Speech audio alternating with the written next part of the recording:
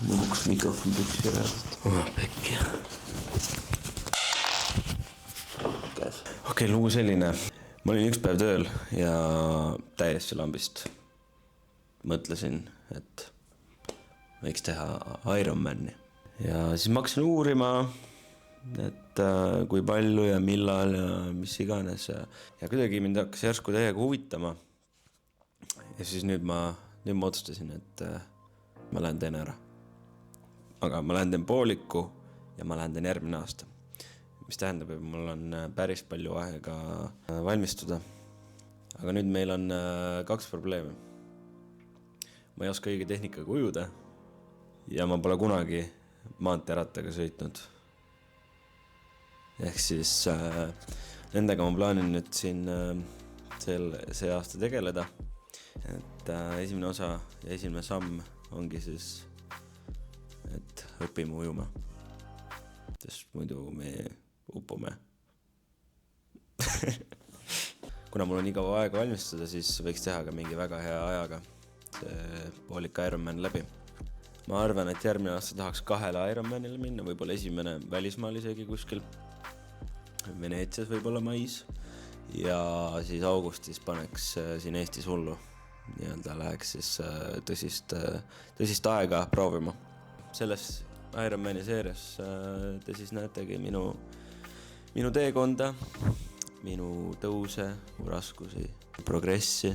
Ja, esimese asjana peab ujuma hakkama. Seega ma käisin Decathlonis, ostsin varustuse. Mul on nagu lendur välja sellega. Ja läksingi ujuma esimest korda. Ütleme nii, et üle 25 meetri ma nagu ei survive ilma puhkamata. Ma tunnen, ma liigun hästi, aga ma ei oska üldse hingata. Mulle vesi suhu kohe. Mõnus on täpselt. Õnneks mul on ka sõbranna Hanna, kes on siuke endine Eneli Jefimova. Ühesõnaga kogenud ujuja. Ta lubas ka mind natuke aidata.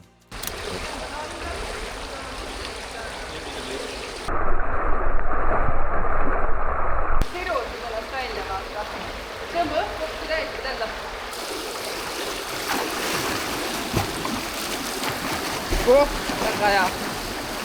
See oli juba ilus. Aga ta jälle plähmib. Rahulikult. Kus sul kiire hakkas jälle?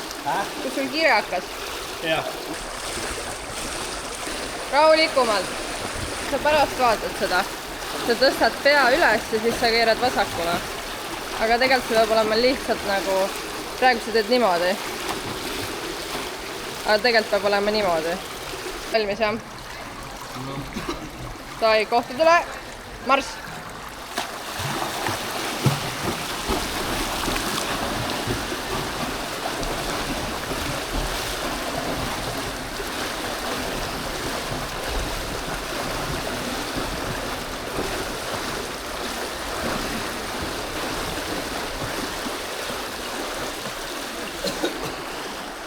Noh, mis sa arvad, mis tuli?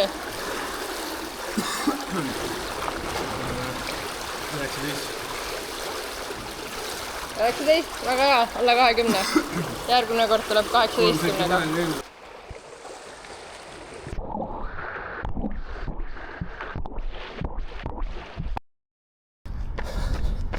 Teate selle Ironmani eesmärgiga on kuidagi jooksmine ka palju rohkem meeldima hakanud. Palju huvitavam vaadata palju jooksid, kui kiiresti jooksid ja nii edasi. Eriti kui veel kella ostad, no siis näeb pulssi ja nii edasi, kus tsoonis jooksed ja kurat täna pead peale sööki natuke rohkem kannatama. Liiga väikse pausi tegin peale sööki. Ikka mingi vähemalt 2 tundi võiks vahet olla.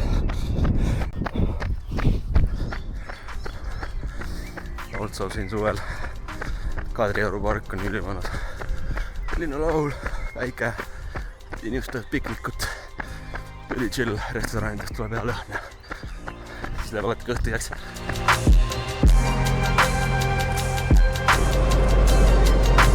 Esimene sõit võtsin selle, mis võtta oli ja mingi suvaline kilekas ja mingi ratas ka ja juba mõnda aega sõitnud siin järve terviseradadel. Praegu on päris mõnus, päris näen, et ma võiks seda nagu pikemalt teha, et ja tundub, et väga okei tempo, aga noh, eks pärast just rava näitab. Muidugi väga muhe, tahaks maanteeratast näita. Noh, et kui see on praegu, tundub nagu siuke 2010 aasta Passat, siis maanteeratas tundub selle kõrval nagu siuke Porsche või midagi sellist. Ma olen mingi 20 kilti vist sõitnud Laagrist Ülemistesse. No juba hakkavad vaikselt jalad tunda andma. Raske treeningul, kergevõistlustel, eks ju, nagu nad ütlevad. Elu esimene rattatrenn tehtud. Ütleme, et isegi selle trükiga jumal okei alustada. Tere, tšau, ja oi, keegi on õnnelik. Ai, ära tee. Ei tee. Alex, kuule. Keegi on õnnelik, ma olen kodus. Aga jah, sõitsin nii palju. Ja täitsa okei. Päris higine.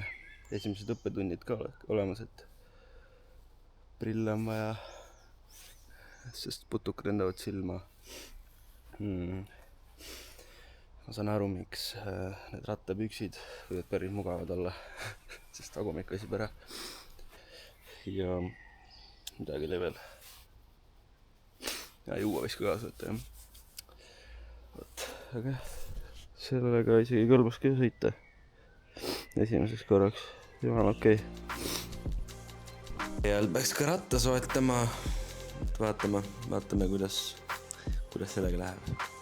Täna jookseme pool maratoni. Paremal alal ikka midagi on nagu rõve. Ütlen ausalt, ma ei ole pole kunagi midagi sihukest kogenud. Päris keeruline olla praegu.